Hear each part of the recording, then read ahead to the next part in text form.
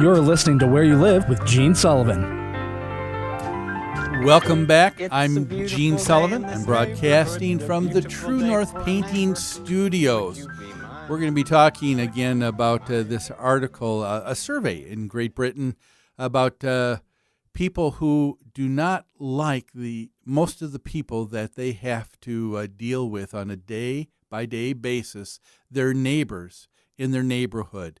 And we're going to talk about some of those reasons why, some of the largest reasons that cause them to say, I'm not even going to give them the time of day. But before I do that, I just want to let you know, again, I'm broadcasting from the True North Painting Studios. The show is also brought to you by American Family Insurance, the Kim Bennett Agency, and Extreme Exteriors. You can count on Extreme Exteriors for expert installation of exterior siding, roofing, soffits, fascia decks, windows, and more. With their knowledge and experience, they can design the perfect solution to make your home beautiful and energy efficient, saving you maintenance and money for years to come. Give them a call at 763-441-1334 and tell them Gene sent you. It's time now to hear from the Community Associations Institute. The CAI Minute is brought to you by New Concepts Rental Management. Whether you're an accidental landlord or a seasoned investor, New Concepts Rental Management can advise and guide you through every aspect of the business. Give us a call at 952-922-2500. Are you a member of the Community Associations Institute? For nearly 40 years, CAI has provided education and resources to volunteer homeowners who govern community associations and the professionals who support them. Visit caionline.org to learn more. The address again is caionline.org. CAI helps community associations board members by providing online resources, in-person training, and hard copy publications written by association management experts. CAI offers community managers professional development, networking opportunities, and a certification program that is established as the industry standard nationwide. Minnesota has its own chapter of the Community Associations Institute to bring resources and tools from community associations around the country right to your home. Visit www.cai-mn.com to learn more and become a member of CAI today. Your community and management company will benefit from your involvement. Join the Community Associations Institute today at cai-mn.com and click on membership. We're looking at this recent survey done by the insurance firm of Swinton Insurance in the UK, and they have some, I think, very interesting statistics on people and how they feel about their neighbors in Great Britain. Why are we talking about it here? Well, you know, on our show, whether you're living in a apartment or in your home, in a single-family detached home, in a regular neighborhood, or in a HOA, where you have neighbors a little bit more closely associated with you, this is where you live. This is your home, your castle. This is where you live, and these are the people that you deal with. Do you know how to get along with your neighbor? You know, most of the issues and problems that take place in HOAs, I think, happen, and violations are due to the fact that one person is insensitive to another individual on how they feel or on how they've just been treated.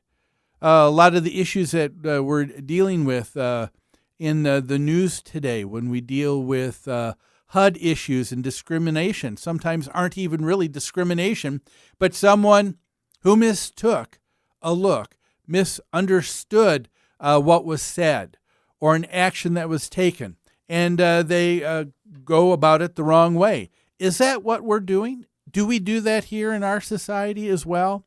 Is this survey that happened in Great Britain, is this something that you are finding ringing true in your life here?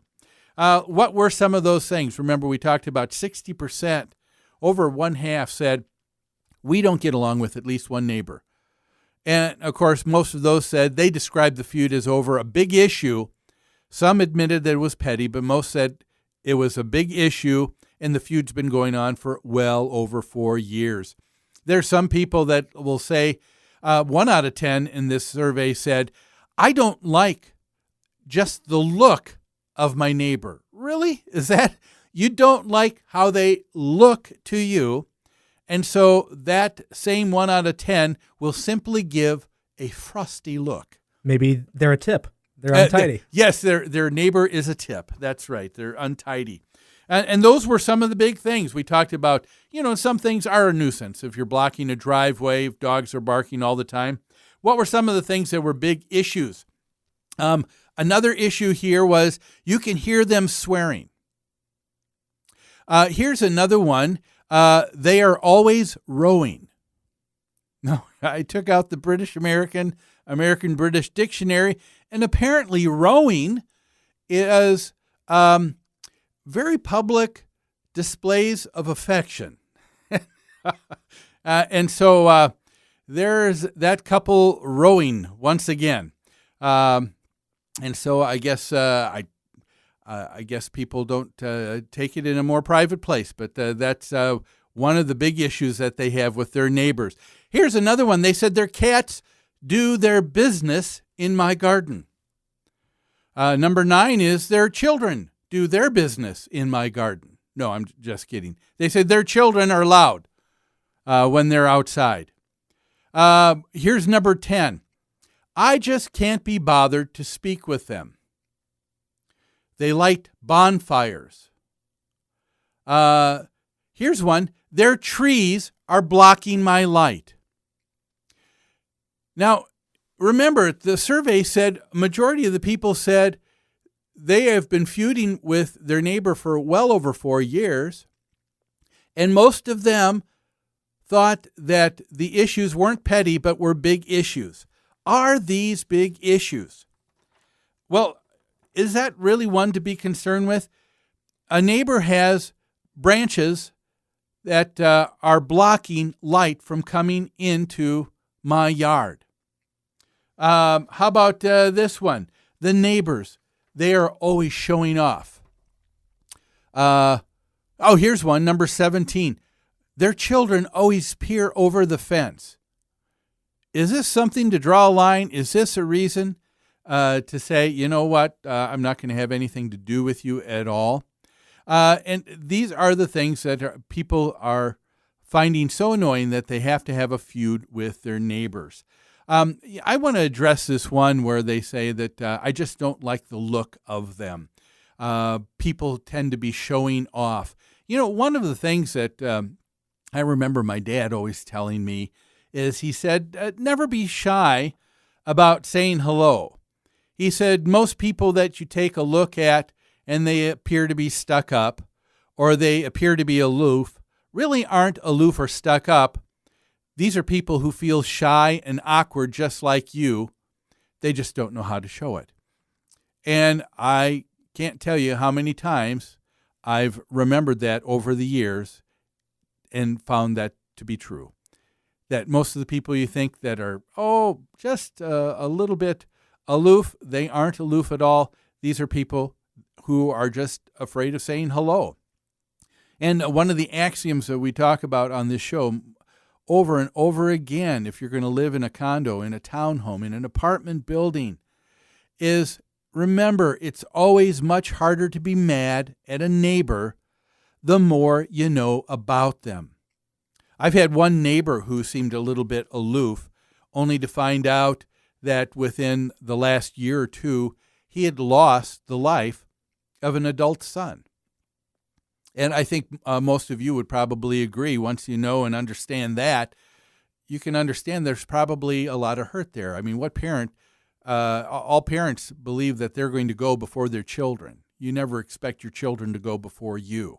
What kind of hurt is there? How about the person that is dealing with loud noise, loud music, a loud TV?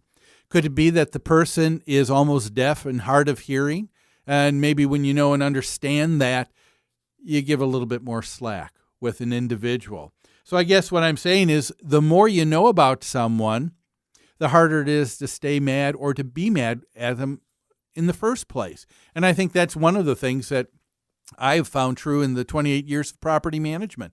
I think in most cases where people are upset with their neighbors and they're just sure that their neighbor is doing this purposely to try and get back at them, they don't know anything about their neighbor. And if they took the time, they would find out some other circumstances. And lastly, I guess I'd like to, remind you with this bit of truth, and that's to remember that the things that you treasure, the things that you put value in, the things that you invest your time in, is going to determine the state of your heart. And so if you end up putting more time and invest in your neighbors, finding out who they are, maybe taking time to actually help them with the project, find out if they're sick. Do you water flowers for them when they're gone on vacation? Take in the paper and mail. Maybe you'd find out that you would have a much better life in your neighborhood. Well, we're going to take a break. Don't go away. We've got a lot more of Where You Live after these messages.